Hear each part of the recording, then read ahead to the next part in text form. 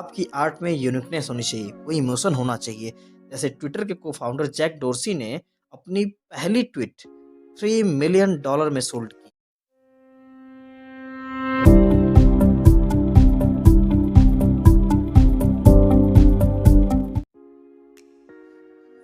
ऐसा प्रतीत हो रहा है जैसे नॉन फंजिबल टोकन्स की वजह से आर्ट और म्यूजिक में एक भूचाल सा आ गया है।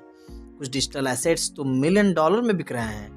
क्या वाकई में एनएफटीज से इतने पैसे मिल रहे हैं या ये सिर्फ एक एडवर्टीजमेंट का जरिया है? कुछ विशेषज्ञों का कहना है एनएफटी एक बबल है, जैसे कि .com में हुआ था।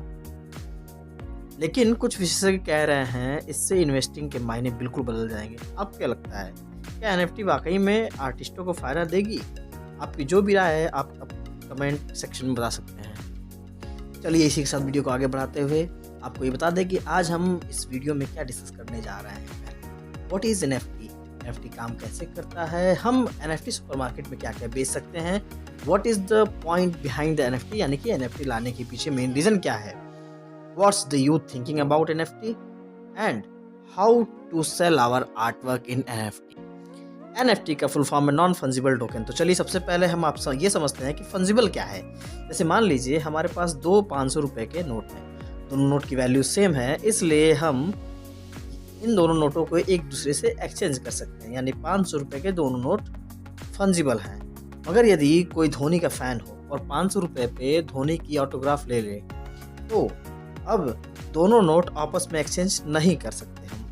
अब 500 के नोट नॉन फंजिबल हैं। यदि धोनी का फैन चाहे तो ऑटोग्राफ नोट को डिजिटल एसेट में कन्वर्ट कर उसे ऑनलाइन 10,000 रुपये में बेच सकता है और इसे हम नॉन फंजिबल टोकन कहेंगे। एनएफटी काम कैसे करता है? एनएफटी बेसिकली इथेरियम ब्लॉकचेन पर बना है। ब्लॉकचेन शब्द आ ही गया तो एनएफटी समझने से पहले हम ब्लॉकचेन को समझते हैं। ब्लॉकचेन डेटा को पब्लिक लेजर में डिसेंट्रलाइज्ड वे में स्टोर करने की टेक्नोलॉजी को कहते हैं। इसमें डेटा ब्लॉक्स के रूप में स्टोर होता है। हर ब्लॉक अपना डेटा और प्रीवियस ब्लॉक का डेटा भी स्टोर करता है। इसी वजह से ब्लॉकचेन में डेटा को मैनिपुलेट करना नेक्स्ट टू इम्पॉसिबल है। ब्लॉकचेन के बारे में यदि आप कंप्लीट डिटेल जानना चाहते हैं तो डिस्क्रिप्शन में लिंक है, इस वीडियो को देखें और फिर वापस एनएफटी वाली वीडियो पे रिटर्न आइए। अब चलिए हम ये समझते हैं कि एनएफटी काम कैसे करता है।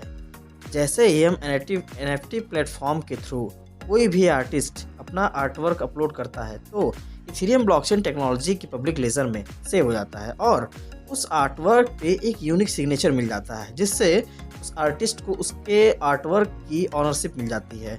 अब वो आर्ट जब भी चाहे जितने आदमियों से बिकेगा उसके प्राइस का 10% रॉयल्टी चार्ज उस आर्टिस्ट को मिलेगा। हम एनएफटी सुपरमार्केट में क्या क्या बेच सकते हैं?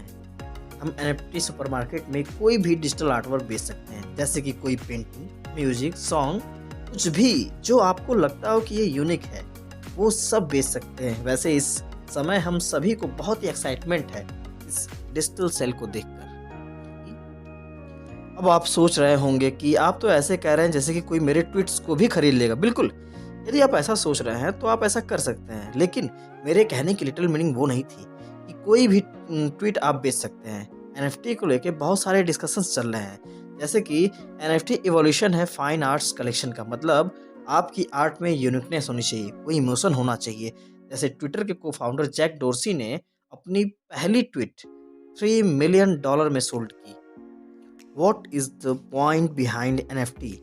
ये शब्द आर्टिस्ट और बायर दोनों के लिए वैरी करता है। यदि आप आर्टिस्ट हैं तो एनएफटी आर्टिस्ट को ऐसा प्लेटफॉर्म प्रदान करता है जिसमें आर्टिस्ट अपनी आर्ट को राइट ऑनरशिप प्रदान कर सकता है और उन्हें एक मार्केट मिल जाती है जिसमें वो आर्ट को इजीली बेच सकते हैं। एनएफटी एक और सुविधा प्रदान करता है जिसमें आर्टिस्ट को हमेशा 10% रॉयल्टी चार्ज मिलेगा, उसकी आर्ट जितनी बार बिकेगी उतनी बार। यदि आप बायर हैं तो आप अपने फेवरेट आर्टिस्ट की आर्टवर्क खरीद कर उसे सपोर्ट कर सकते हैं, उसके आर्ट के एक राइट ऑनर बन सकते हैं और सबसे इम्पोर्टेंट, आप उस आर्ट को एक एसेट के रूप में भी स्टोर कर सकते हैं। अब आपके दिमाग में चल रहा होगा कि वो कौन लोग हैं जो इस एनएफटी टोकन्स में हजारों डॉलर्स इन्वेस्ट करने को तैयार है। वेल, एनएफटी का सबसे इंटरेस्टिंग पार्ट यही है। एनएफटी एक नई टेक्नोलॉजी है, लोगों को फियर ऑफ मिसिंग आउट का डर है, इसलिए कुछ लोग को इसमें फाइन आर्ट कलेक्शन का फ्यूचर दिखाई दे रहा है तो कुछ लोग इसे पोकेमॉन कार्ड की तरह ट्रीट कर रहे हैं। जैसे लोगन पॉल लोगन पॉल ने NFT वीडियो क्लिप्स को $20,000 में बेचा, जो कि यूट्यूब में इजीली अवेलेबल है। लोगन पॉल ने इस NFT को लोगन पॉल पोकेमॉन कार्ड के नाम से बेचा है। और इसी के साथ सबसे इम्पोर्टेंट सवाल, यूथ क्या सोच रही है NFT के बारे में? हमारी न्यू जनरेशन में से अधिकांश तो NFT के बारे में जानते ही नहीं हैं, और कुछ जो इसे जानते हैं वो NFT एक्सपेरिमेंट में लगे हुए हैं। एक 18 वर्षीय लड़का जिसका नाम फेवोसियस है, उसने कहा कि मेरी NFT का प्राइस इस समय $17 मिलियन से भी ज़्यादा है। लेकिन ऐसा नहीं है कि सभी युवक इतना कमा रहे हैं, जबकि कुछ युवक तो सिर्फ अपनी जीविका चलने इतना ही निकाल पा रहे हैं। वैसे हम लोगों ने बहुत सारी बातें कर ली NFT के बारे में कि कैसे NFT क्या है, NFT कैसे काम करते हैं और बहुत कुछ। अब हम आपको इस वीडियो के सबसे इम्पोर्टेंट सेक्शन के बारे में बताने जा रहे हैं, इसका कि आपको बेसब्री से इंतजार था, और वो ये है कि हम अपनी आर्टवर्क को NFT फॉर्म में यदि बेचना चाहेंगे तो कैसे बेचेंगे और कहाँ बेचेंगे। अपनी आर्टवर्क को बेचने के लिए हम आपको 10 साइट्स बताएंगे जहाँ पर आप अपने आर्टवर्क को ईजिली बेच सकते हैं। OpenSea, Rarible, super rare foundation, atomic market, myth market, bakery swap, known origin, Enjin market and पोर्सन। इसमें सबसे फेमस मार्केट है OpenSea।